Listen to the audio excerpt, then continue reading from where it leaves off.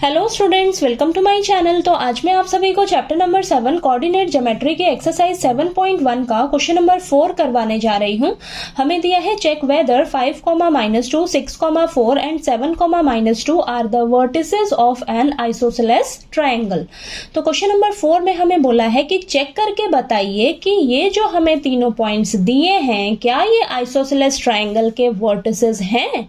ठीक है, तो चलिए आइए करते हैं, तब आपको पता लगेगा। ठीक है, तो देखिए सबसे पहले आपको पता रहना चाहिए कि आइसोसेलेस ट्रायंगल कौन सी होती हैं। ठीक है, तो मानकर चलिए आपके पास ये ट्रायंगल है। ठीक है, अब इस ट्रायंगल की तीनों साइड्स में से अगर दो साइड्स की लेंथ जो है इक्वल हो जाती है तो हम कहेंगे कि ये हमारी आइसोसेलेस ट्रायंगल है। यानी कि आपकी दो साइड्स की लेंथ जो है वो इक्वल होनी चाहिए, तभी हम कहेंगे कि ये हमारी आइसोसेलेस ट्रायंगल है। ठीक है, तो सबसे पहले हम क्या करते हैं, इस ट्रायंगल की ना नेमिंग कर देते हैं। तो इस पॉइंट को हम मान लेते हैं ए पॉइंट, ये हमारा बी पॉइंट और ये सी पॉइंट। तो देखिए ए पॉइंट आपको क्या दे रखा है, लिख लेते हैं यहाँ पर हम 5, -2।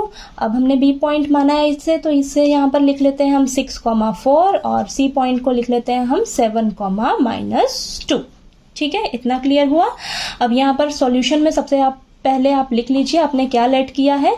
ए पॉइंट लेट किया है किसे, 5, -2 को। फिर बी पॉइंट है आपके पास 6, 4 एंड सी पॉइंट है आपके पास 7, -2। ठीक है, अब हम क्या करेंगे, अब हम ना डिस्टेंस फॉर्मूला का यूज करके इन तीनों साइड्स की लेंथ फाइंड आउट करेंगे। ठीक है, लेंथ फाइंड आउट करेंगे तो अगर तीनों साइड्स में से दो साइड्स की लेंथ हमारी इक्वल आ जाएगी तो हम बोलेंगे कि ये हमारा आइसोसेलेस ट्रायंगल है। ठीक है, तो चलिए सबसे पहले हम यहाँ पर डिस्टेंस फॉर्मूला लिख लेते हैं। ठीक है, तो देखिए डिस्टेंस फॉर्मूला हमारे पास क्या होता है, तो यहाँ पर मैं लिख देती हूँ। Distance formula is equal to √x2 - x1 का whole square plus y2 - y1 का होल स्क्वायर। ठीक है, अब हम तीनों साइड्स की एक एक करके लेंथ फाइंड आउट करेंगे, यानी कि डिस्टेंस निकालेंगे। तो ए से बी पॉइंट तक का डिस्टेंस फाइंड आउट करेंगे सबसे पहले। तो देखिए आपके पास ए और बी पॉइंट को ले रहे हैं, तो x2 क्या हो जाएगा 6, x1 क्या हो जाएगा 5, तो 6 - 5 का होल स्क्वायर प्लस y2 क्या हो जाएगा 4 और y1 क्या हो जाएगा -2, तो -2 का होल स्क्वायर। ठीक है, अब इसे चलिए सॉल्व कर लेते हैं। तो √1 का स्क्वायर प्लस ये माइनस प्लस हो जाएगा ना, माइनस प्लस हो जाएगा और 4 + 2 कितना आ जाएगा आपके पास 6 का होल स्क्वायर। तो ये आ जाएगा आपके पास 1 + 36। ठीक है, तो ये आ जाएगा आपके पास √37 यूनिट्स। ये आया आपके पास। ठीक, अब नेक्स्ट हम निकालते हैं बी पॉइंट से सी पॉइंट तक का डिस्टेंस। ठीक है, तो बी सी निकालते हैं, तो यहाँ पर आ जाएगा √, तो ये हो जाएगा आपके पास 7 - 6 का होल स्क्वायर प्लस -2 - 4 का होल स्क्वायर। ठीक है, चलिए इसको सॉल्व कर लेते हैं। तो ये आ जाएगा 1 का स्क्वायर प्लस माइनस प्लस हो जाएगा और ये आ जाएगा आपके पास -6 का स्क्वायर। ठीक है, तो ये आ जाएगा 1 + 36। ओके, तो 1 + 36 कितना आ जाएगा √37 यूनिट्स। ठीक है, ये आ गया। अब नेक्स्ट हम निकालते हैं ए से सी पॉइंट तक का डिस्टेंस निकालते हैं।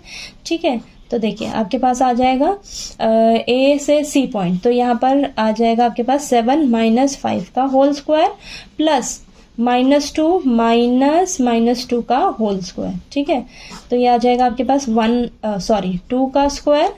ठीक है, 2 है ये, 7 - 5 2 आएगा। ओके, ठीक है, प्लस -2 + 2 का होल स्क्वायर, तो ये आ जाएगा आपके पास 4 और -2 + 2 कितना हो जाएगा 0 हो जाएगा। ठीक है, अब √4 बचा, √4 क्या आ जाएगा आपके पास 2 यूनिट्स। अब आप ध्यान से देखिए, तीनों लेंथ निकाल ली आपने। ठीक है, अब इनमें से देखिए आपकी ये दो साइड्स की लेंथ जो है वो इक्वल आ रही है। ठीक है, तो यहाँ पर हम लिखेंगे इक्वल आ रही है ना, तो यहाँ पर हम लिखेंगे therefore AB is equal to BC। ये आ रहा है हमारे पास ए बी की लेंथ और बी सी की जो लेंथ आ रही है निकल के वो सेम आ रही है, इक्वल आ रही है।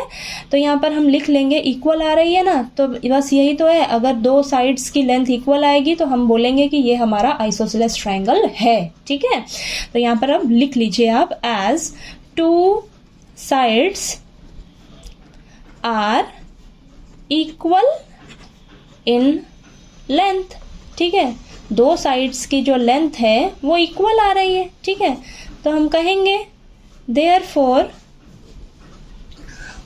ए B C is an isosceles triangle. ठीक है, तो हम कहेंगे कि हमारा जो ए बी सी ट्रायंगल हमने जो माना था ये हमारा आइसोसेलेस ट्रायंगल है।